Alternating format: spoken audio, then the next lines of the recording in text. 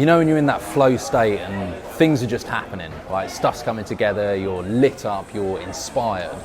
How much more productive do you feel when you're in that space, or how much more do you actually get done when you're in that space? But the challenge is, how do we actually get in that space when we're not in that space? You know, how do we find that inspiration? How do we find that, you know, that fire and the things that light us up to actually get that kind of stuff done in our business and in our life? And that is exactly what we're going to talk about in this video. Now, as we're going through this, if you resonate, if you like what we're talking about here, hit like down below. And also, if you have any perspectives to add, any experiences that you've had that you can share for others, please also comment below, and don't forget to hit subscribe as well, along with the little notification bell, and then you will get plenty more videos like this 3 times per week. All right, so let's talk about how do you get inspired.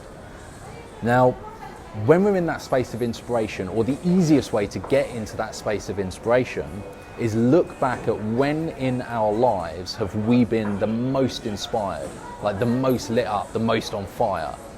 And if you can look back to that point, what we can start to break down is, what was it about that space, about what we were doing and who we were being when we were in that space?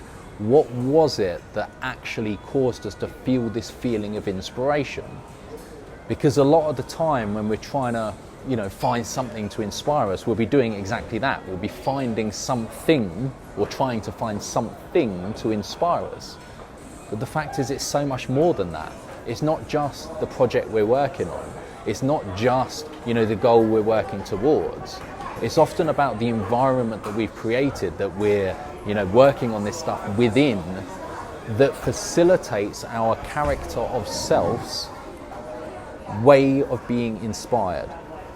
And so what I mean by that is that each of us, we have our character of self. We have like how we see ourselves, how we portray ourselves to the world, how we perceive ourselves to be, and who we think we are. And when we're feeling in this space, or when we're in this space where we're totally inspired, what we're essentially doing is we're appealing to an aspect of our character. We're appealing to something about ourselves that is driving this emotion and this feeling that we're in alignment, we're in flow. And to pick that apart, we've got to look at what about our environment was appealing to our character of self when we were in this space where we were totally and completely inspired and on fire. So for me, something that I kind of worked through recently was I looked into what inspired me through 2 major points of my life. So there was the point where I was in software sales, and I decided I was going to get to the top internationally in sales out of the entire sales force globally. And there was another time when I started my first company, and I was looking at, you know, what was it about being in that space that gave me this insane drive and energy and motivation and like desire to pull 70, 80, 90 hour weeks and just not even feel like I was working. And when I picked both of those times apart and looked at, you know, what were the components that were creating this environment that fueled my inspiration, at the core of it was this part of self that thrives on a challenge, that needs a challenge. And it's almost like I've kind of broken it down to almost like a David and Goliath story, you know, like an underdog story, like a hero's journey. There's this whole dynamic going on behind the scenes where, for my character of self to thrive and feel inspired and alive and lit up and all these things, I need to have an almost insurmountable goal to achieve, like a mountain to climb. I need to have an environment where there's other people that I can compete against, like a friendly, competitive environment where I can pit my skills and test myself against others. I need a set of skills that I need to master. I need to level myself up to be capable of achieving my goal. If it's easy, I'm not interested. I need it to be borderline impossible, and that's what, like, you know, sets me on fire to really dig in and you know, work on the stuff that I love and enjoy, which is learning, which is figuring shit out, which is testing myself, the competitive nature of pitting yourselves against others who you perceive to be ahead of you already. And essentially it boils down to that environment plus the target that is almost impossible and almost insurmountable. And the thing that tops it all off is when when I feel that my character of self feels that I shouldn't be able to achieve something, it should be beyond the possibility of what I can do, but I do it anyway, that for me is what absolutely drives me, right? What inspires me. So if that's the case, well, how do I manufacture that environment in such a way where I can create that feeling? Because I know that I will be like 10 times more productive. I'll get stuff done in a day that would normally take me a month when I'm not in that flow state. So it's super important to be able to manufacture that. And so if I was to manufacture that with anything that I'm doing moving forwards, like any new companies that I build, for example, well, I need to recognize that I've got to put myself in an environment with others who are ahead of me. I've got to be setting myself almost insurmountable mountains to climb, and I've got to be creating this environment where it's almost an expectation that I shouldn't be able to do it, because that's what drives me. And the reason that that drives me is it all goes down to something that's called our winning formula, or our winning formulas. We have several of them. I'm not going to go into details of those on this call, on this video, sorry. But one of my winning formulas, which is based on when my mum and dad split up when I was 7 years old, was this idea that I'm in control, I've got this, I can depend on myself, I don't need to rely on others. And at the core of that is when I can prove to myself that I am worthy, like that is a fundamental aspect of, or call it like a pillar of a foundation of my character of self. It's this need to prove that I am worthy, like I'm worthy of challenge, or I can achieve challenge, because at the fundamental core of myself, I have this need and this desire to be the one that's, I've got this, right? I've got this. And that comes from, as I say, mum and dad splitting up when I was 7, and it formed a foundation of my character of self. It's part of my past that has defined who I identify as. And the other thing as well is that each of our aspects, or each of the aspects of our character of self, is going to have two sides, right? It's the light and the dark, the yin and the yang. And essentially it's going to be either you'll be driven by fear or you'll be driven by inspiration. And it's a lot more fun being in a space of inspiration every day than it is being in a space of fear every day.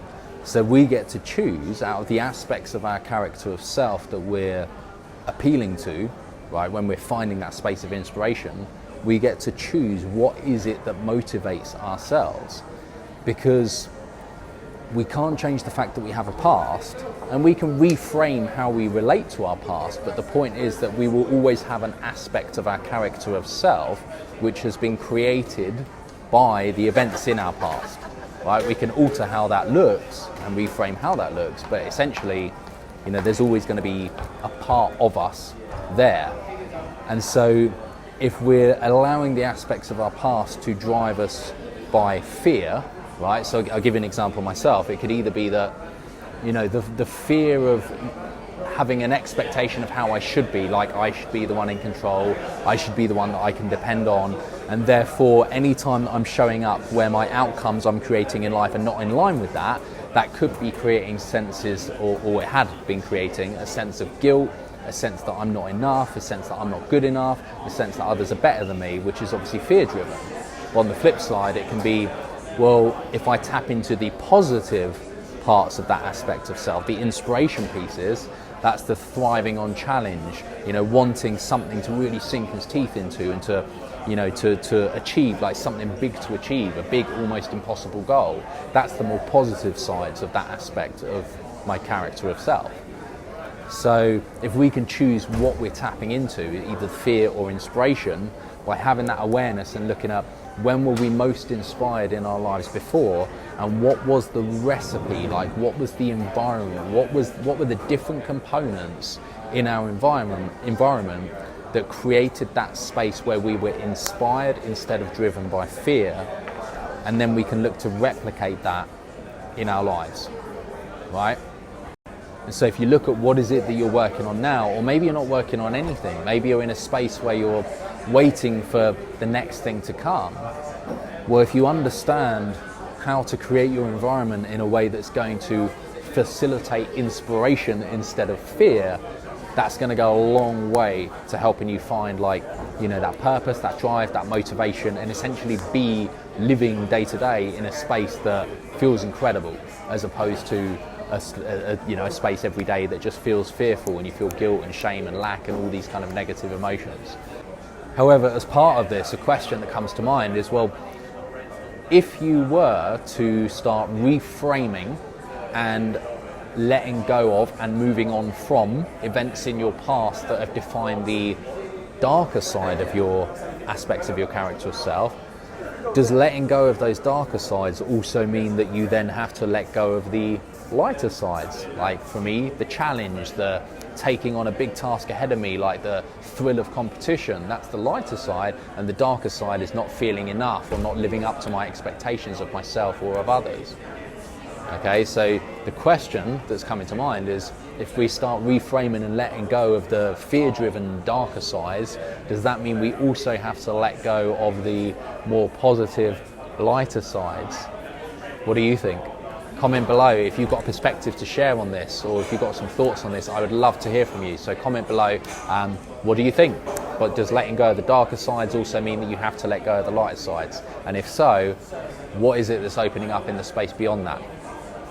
Alright, so if you've enjoyed this video, please hit like. As I say, please comment below if you have perspectives to share. And also on the screen now, you should see the subscribe button. If you have enjoyed this, please click subscribe, click the little notification bell besides it, and you'll get plenty more videos like this. I do them 3 times a week, and I really hope this video has helped. Alright, thanks very much for watching, and I'll speak to you in another video. Bye for now.